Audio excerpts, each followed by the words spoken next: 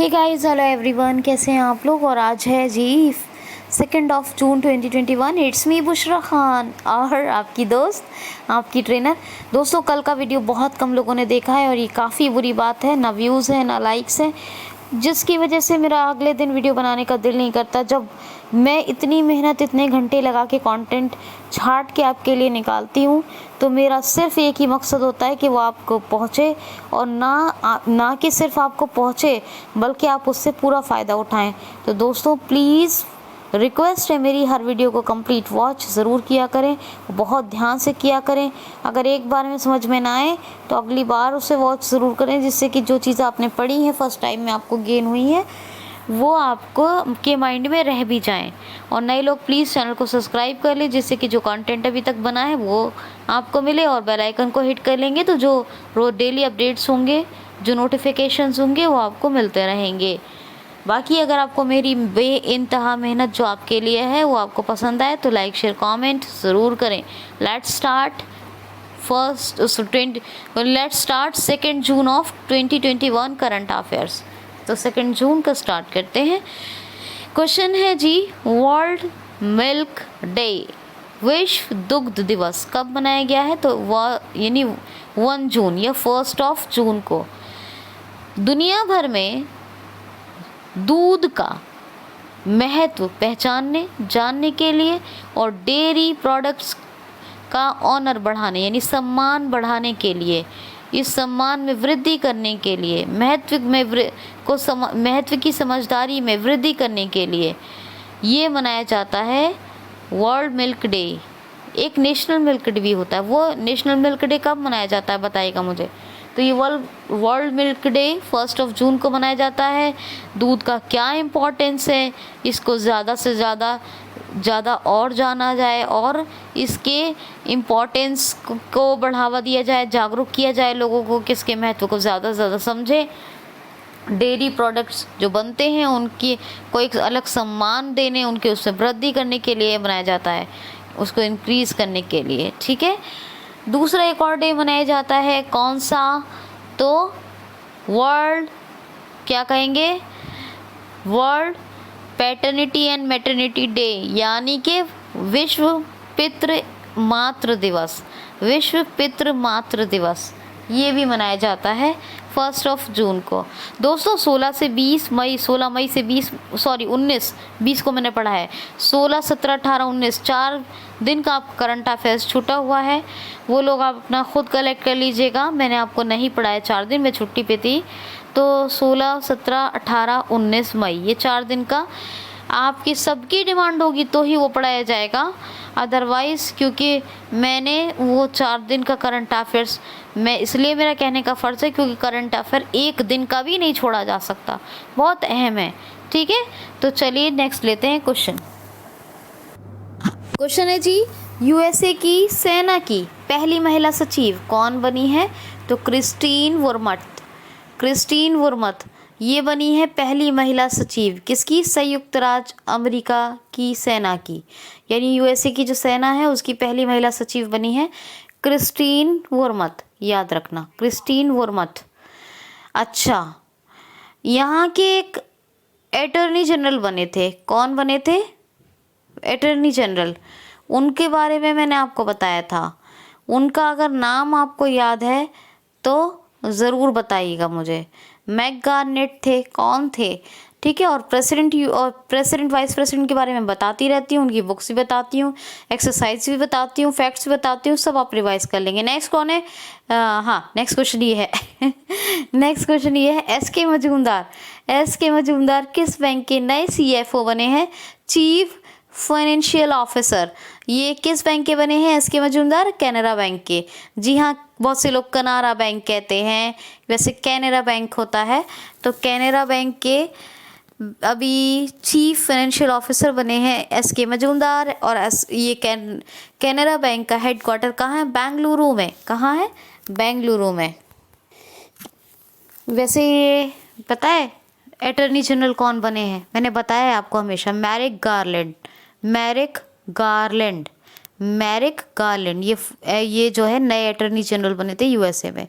ठीक है, चलिए अब क्वेश्चन सुनिए, बहुत इंपॉर्टेंट है। क्वेश्चन है, हाल ही में यूनाइटेड नेशन ने अभी किस रीजन में अकाल के संक्रमण की घोषणा की है? अकाल पड़ेगा कैसे, सुनिए। हाल ही में अभी संयुक्त राष्ट्र ने किस क्षेत्र में अकाल के खतरे की घोषणा की है? तो ये टिग्रे रीजन। टिग्रे रीजन कहाँ पड़ता है?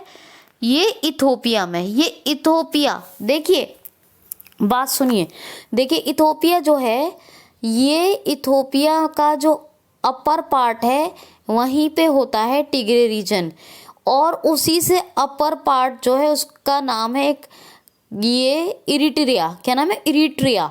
इरिट्रिया भी पार्ट ऑफ द इथोपिया था, ये भी इथोपिया कंट्री का हिस्सा था।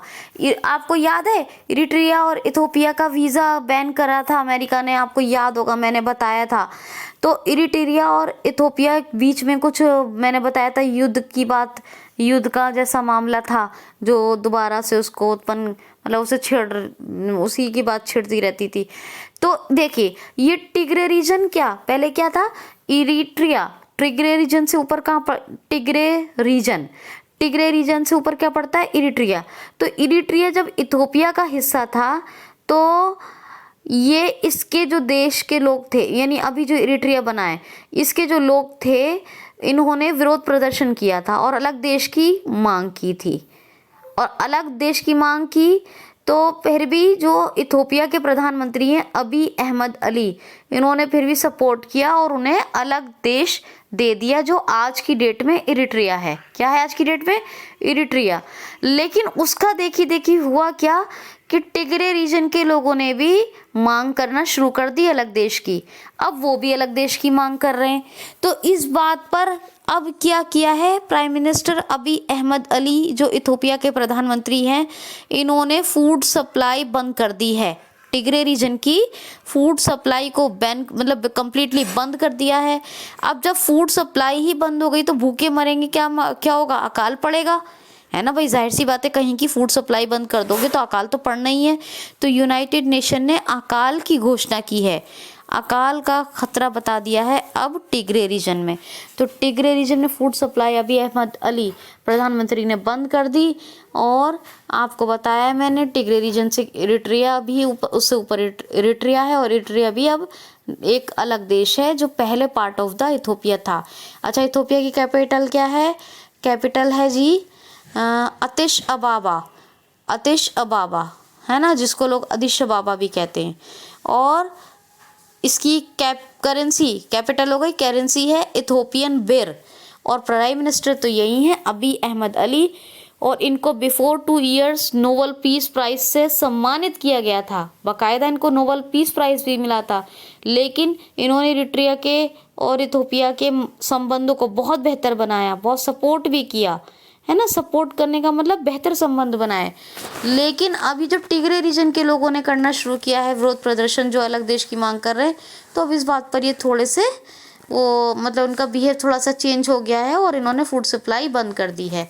अब लेते हैं नया क्वेश्चन, बहुत डिटेल बतानी पड़ी।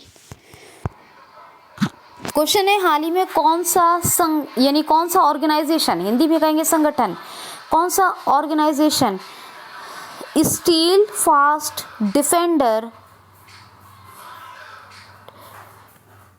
ये देखिए स्टील फास्ट डिफेंडर सैन्याभ्यास 21 गेम्स, क्या?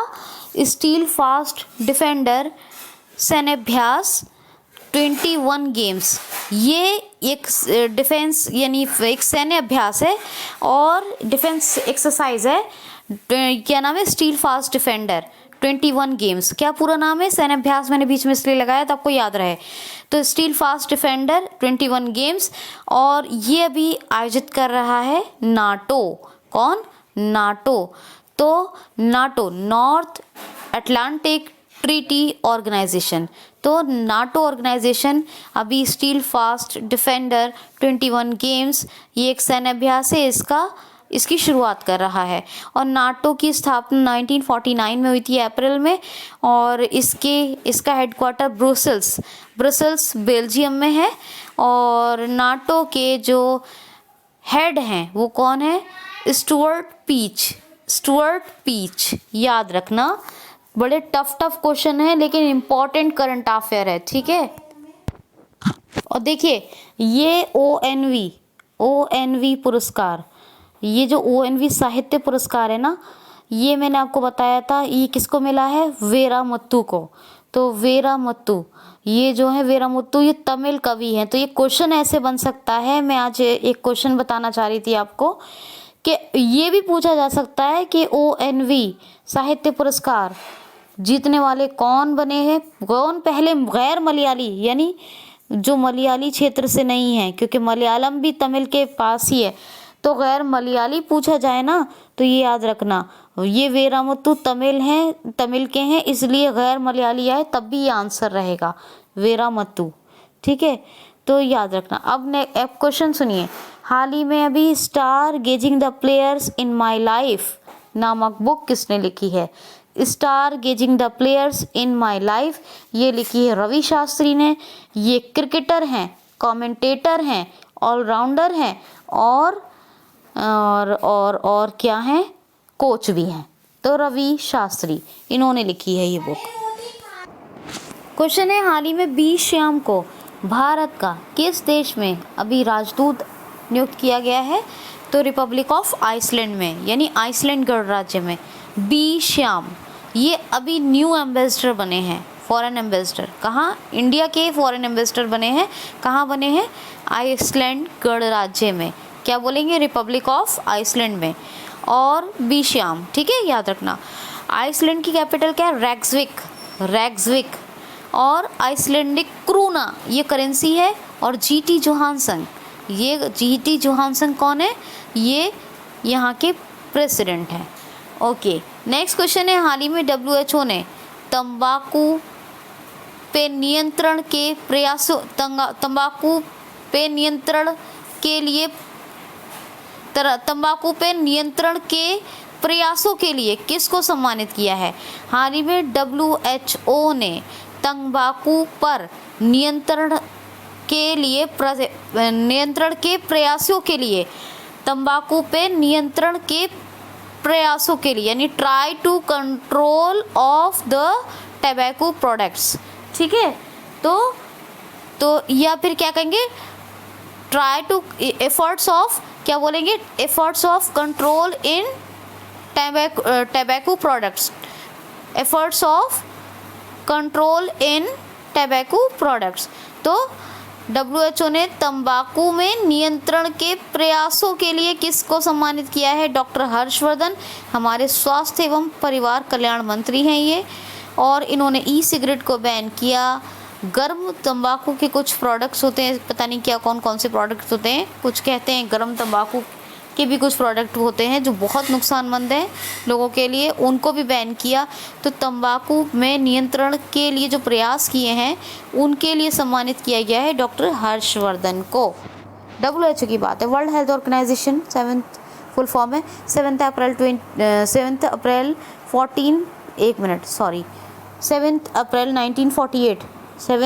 1948 को इसकी स्थापना हुई। कब हुई? 7 अप्रैल 1948 को। टेड्रोस अथानो गिवेनेस ये इसके हेड हैं और हेडक्वार्टर कहाँ है? जेनेवा में। कहाँ है? जेनेवा। क्वेश्चन है, हाल ही में अभी एक book Savarkar a contested legacy 1924 to 1966 किसने लिखी है?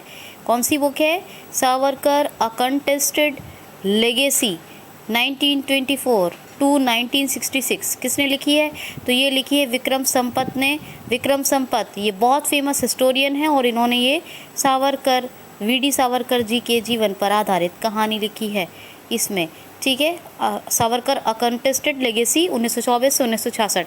नेक्स्ट क्वेश्चन सुनिए, हाल ही में भी किस राज्य के मुख्यमंत्री यानी चीफ मिनिस्टर ने solar energy based electricity program launch किया है? तो सौर ऊर्जा पर आधारित विद्युतीकरण कार्यक्रम किसने शुरू किया है? तो ये है प्रमोद सावंत। अब आप समझ गए होंगे कहाँ के चीफ मिनिस्टर हैं? गोवा के। तो गोवा के मुख्यमंत्री प्रमोद सावंत, क्या नाम है? प्रमोद सावंत ने सौर ऊर्जा पर आधारित विद्युतीकरण उपकरण कार्यक्रम शुरू किया है। और ये सोलर एनर्जी इलेक्ट्रिसिटी प्रोग्राम कहाँ के लिए शुरू हुआ है? तो ये गोवा के उन रीजन्स के लिए है जहाँ पर वायर से इलेक्ट्रिसिटी पहुँचाना इम्पॉसिबल है, यानी संभव नहीं है, तो उन्हीं के लिए है ये। स्वास्थ्य सखी और यशस्वनी, ये 2 योजनाएं गोवा में चल रही हैं। हरमल मिर्च, खोला मिर्च, मोयरा केला, कौन सा? मोयरा केला और खाजे प्रसाद, ये चर्च में बंटता है, क्रिश्चियंस के लिए इनके का ये प्रसाद है, मतलब सभी खाते हैं लेकिन चर्च में बंटता है ज़्यादातर। तो इन चारों को GI टैग मिला है। Doctor Salim Ali national park Jammu Kashmir, जब doctor Salim Ali bird sanctuary, ये गोवा यानी पक्षी विहार गोवा में है। और कोट्टेगांव वाइल्ड लाइफ सेंचुरी, भगवान महावीर नेशनल पार्क, जिसको मोलम नेशनल पार्क भी कहते हैं, और बोंडला वाइल्ड लाइफ सेंचुरी, ये भी गोवा में है। कैपिटल पणजी है। प्रमोद सावंत, आपको बता दिया, चीफ मिनिस्टर, इन्होंने शुरू किया है। और भगत सिंह कोश्यारी महाराष्ट्र के राज्यपाल हैं, लेकिन गोवा का भी एडिशनल चार्ज संभाल रखा है। अब सुनिए नेक्स्ट क्वेश्चन है, हाल ही में अभी किस देश के पूर्व प्रधानमंत्री पॉप स्लूटर का निधन हो गया है? ये पूर्व प्रधानमंत्री थे डेनमार्क के और इनका भी निधन हो गया। स्लूटर, बस सरनेम याद रखेंगे, स्लूटर। कोपनहेगन कैपिटल है, डेनिश क्रूना करेंसी है, और क्या है? मैट फ्रेडरिक्सन, ये प्रेसिडेंट हैं। नेक्स्ट क्वेश्चन है, हाल ही में अभी कोविड-19 किस प्रदेश ने कोविड-19 के लिए, ये केंद्र शासित प्रदेश ने कोविड-19 के लिए एक विशेष सहायता योजना का शुभारंभ किया है? तो जम्मू एंड कश्मीर ने, यानी अब लद्दाख और JK क्या है? UT है। अगर किसी की वाइफ मर जाएगी तो उसको 1000 रुपये दिए जाएंगे। किसको? हस्बैंड को। हस्बैंड मर जाएगा तो वाइफ को 1000 रुपये दिए जाएंगे, ठीक है, कोरोना वायरस के कारण। और उनके बच्चे हैं, स्कूल में पढ़ रहे हैं, तो 20,000 पर ईयर, यानी 1 साल में 20,000 रुपये उनको स्कॉलरशिप दिया जाएगा। और अगर वो कॉलेज में पढ़ रहे हैं तो उनके बच्चों को 40,000 रुपये का स्कॉलरशिप दिया जाएगा। ये कोविड विशेष सहायता योजना JNK ने शुरू की है। Doctor Salim Ali national park अभी बताया था, दचीग्रम यहाँ पर है, और जो है किश्तवाड़ भी यहीं पर है। हेमिस कहाँ है? हेमिस लद्दाख में है अब। और वूलर लेक, डल लेक, ये दोनों लेक जम्मू एंड कश्मीर में है। और मनोज सिन्हा ये लेफ्टिनेंट गवर्नर हैं। नेक्स्ट क्वेश्चन है, हाल ही में मंदिर कर्मियों के लिए किस राज्य सरकार ने, मंदिर कर्मी यानी कर्मचारियों के लिए किस राज्य सरकार ने अभी एक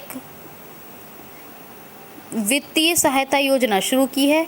तो मंदिर कर्मियों के लिए वित्तीय सहायता योजना, यानी वित्तीय सहायता प्रदान करने के लिए एक विशेष योजना शुरू की है तमिलनाडु राज्य सरकार ने।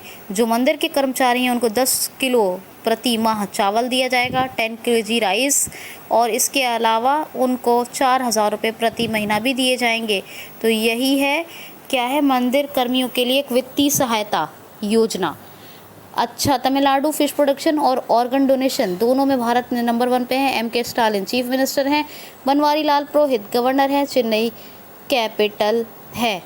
अब नेक्स्ट क्वेश्चन है और लास्ट क्वेश्चन है, हाल ही में अभी किस कंपनी ने 3 मिलियन अमेरिकी डॉलर का सबसे बड़ा IPO लाने की घोषणा की है? तो इनिशियल पब्लिक ऑफरिंग ये 3 मिलियन $US का ला रहा है। कौन ला रहा है?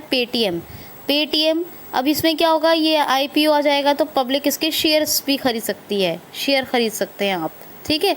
तो पेटीएम इसको लॉन्च कर रहा है, विजय शेखर शर्मा इसके हेड है, और इन्होंने ये 3 मिलियन अमेरिकी डॉलर का IPO लाने की घोषणा की है।